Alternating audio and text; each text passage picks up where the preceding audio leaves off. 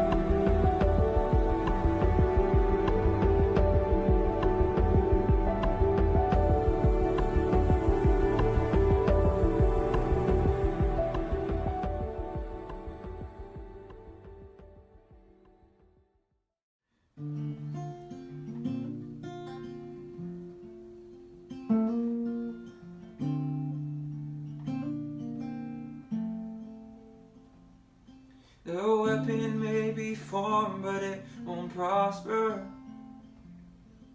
For when the darkness falls, it won't prevail. 'Cause the God I serve knows only how to triumph. And my God never fail, no he won't. Yes, my God will never fail. I'm gonna see a victory.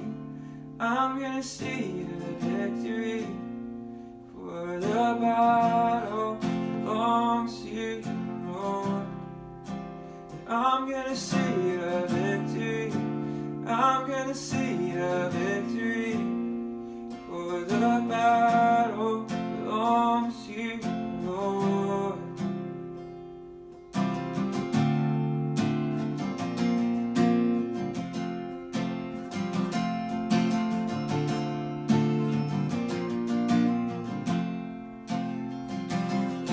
There's power in the mighty name of Jesus. Every war he wages, he will win. So I'm not backing down from any giants, 'cause I know how this story ends. Yes, I know how this story ends. 'Cause I'm gonna see a victory. I'm gonna see a victory. For the battle belongs to you, Lord. 'Cause I'm gonna see a victory. 'Cause I'm gonna see a victory. For the battle belongs to you, Lord. 'Cause I'm gonna see a victory. 'Cause I'm gonna see a victory. For the battle belongs to you, Lord. 'Cause I'm gonna see a victory. 'Cause I'm gonna see a victory. For the battle belongs to you, Lord. Yeah. Belongs to you, Lord.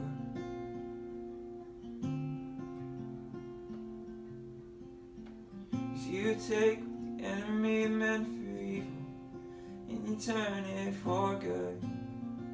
You turn it for good. You take what the enemy meant for evil, and you turn it for good. Yes, you do, for good. You take what the enemy meant for evil, and you turn it for good. You turn it for good. You take the enemy meant for evil, and you turn it for good.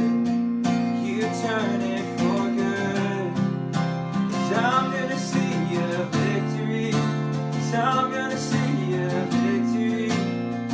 For the battle belongs to you, Lord. I'm gonna see a victory. I'm gonna see a victory. For the battle belongs to you, Lord. 'Cause you take the enemy meant for evil, and you turn it for good. You turn it for good. You take the enemy meant for evil, and you turn it for good. You turn it for good. I'm gonna see victory. I'm gonna see victory. For the battle belongs to you. 'Cause I'm gonna see victory. Gonna see a victory.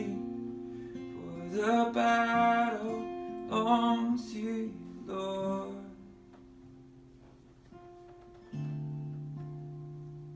Belongs to you, Lord. Everything I have is yours. And every battle that I fight fight with you,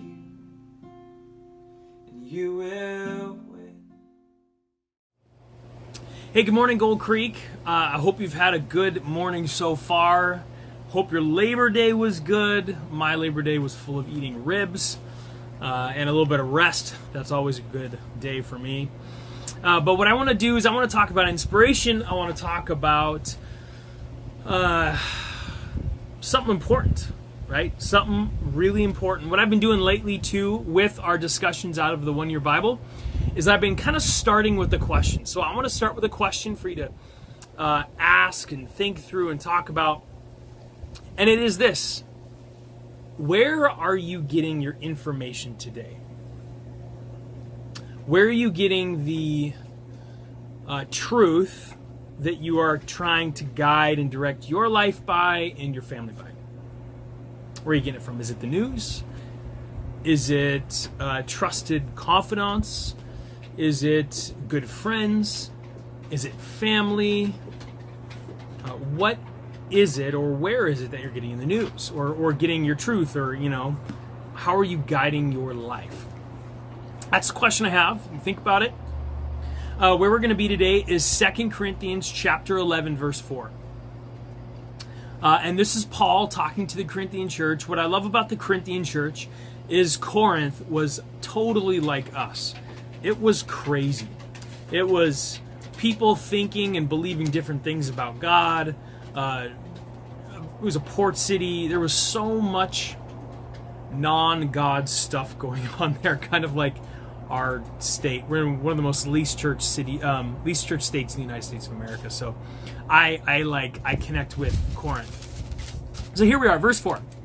This is Paul talking to a bunch of new believers. He's saying this: you happily put up with whatever anyone tells you, even if they preach a different Jesus than the one we preach, or a different kind of spirit than the one we received, or a different kind of gospel than the one you believed. And what he's saying is that they had become very easily influenced and directed by people who had really convincing arguments. And they were really even taking different beliefs of God and spirituality based on a person who spoke really well. And how I would correlate with us today is like a really well-written article, some data, science, like whatever it is that you would justify for yourself as being true and honest, and you are going to guide your life by. That is what he's saying, is you have to be careful where you get your news. And might I dare say, the clickbait phrase and word of the last 4 years of fake news, right? Where do you get your fake spiritual news? Because I've been saying this, I've always beat a dead horse, and I'm going to continue to always beat this dead horse. The Bible for the Christ follower, and the Bible for the person seeking salvation and truth, is the only place we should go to really find out truth and how to guide and direct our lives and our family's life. And I know this is controversial because this book is full of controversial things. But this book is also the most scrutinized book in the entire history of our civilization. The more archaeologies come out, the more technologies progressed, it's only proven pieces and the entirety of the Bible. And that's encouraging to me. But what we got to do is we got to be careful, because with the age of the internet, really the age of not being able to fact check anything because the internet spits it out so quickly, we got to be really careful on what we digest as truth. Like, from what I understand about the Bible, it talks about the fact that Jesus is the only God that came back for us. And in fact, Jesus was the creator of the universe, has always been and will ever be the only creator, the only God. Well, we know there's a lot of different religions out there, there's a lot of different belief systems, but where do you begin to fact check yourself? Is it because there's lots of good data and history with different religious leaders. You know, there was Muhammad of Islam. There was Siddhartha Gautama Buddha, who kind of was the founder per se of Buddhism. You know, you could go through all these things, but how do you know what's truth? Well, if you subscribe to the Christian faith, what I believe, the Bible is the only source of truth.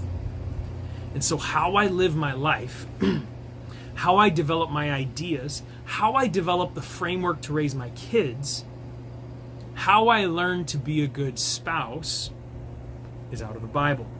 How do I understand what sexuality should be is in the Bible. How I should think about my politics is in the Bible. And then again, don't go running with that, but really what it says is that essentially political leaders will come and go. We need to be rooted in what we do. The whole point is we cannot be quick to seek our truth from anything but the Bible. The Corinthian church in verse 4 of chapter 11, you will happily put up with what anyone tells you, even if they preach a different Jesus than the one we preach, a different kind of spirit than the one you've received, or a different kind of gospel than the one you believed. What he's saying is we have to be careful what we take in as truth. Read all the articles, do whatever you want, but be careful to, how do I say this? What I love about Christianity is we're allowed to develop ourselves. God created us individually, but my own opinions should not outweigh the Bible, and most importantly, the communal understanding of the Bible of the last 2,000 years. See, what happens nowadays is that there'll be a person come up and says something contrary to the Bible, or a new thought or system that happens, and they're like, oh, this is old, they'll throw it away. And they define this new truth, and they set down the path, and what ends up happening is that truth ends up going nowhere, ends up hurting people. And you go back to the Bible and you realize that original truth that they rejected has stood as truth from the beginning of time because of it all. And so, long story short, read the Bible more. Think about where you're getting your spiritual news. Don't get fake spiritual news. Go to the source. The Holy Bible, the NLT, the NIV, any recognized translation is a good thing. I hope you guys have a great rest of the day, rest of the week. Commit your life to the Bible. It'll never turn you wrong. Love you guys.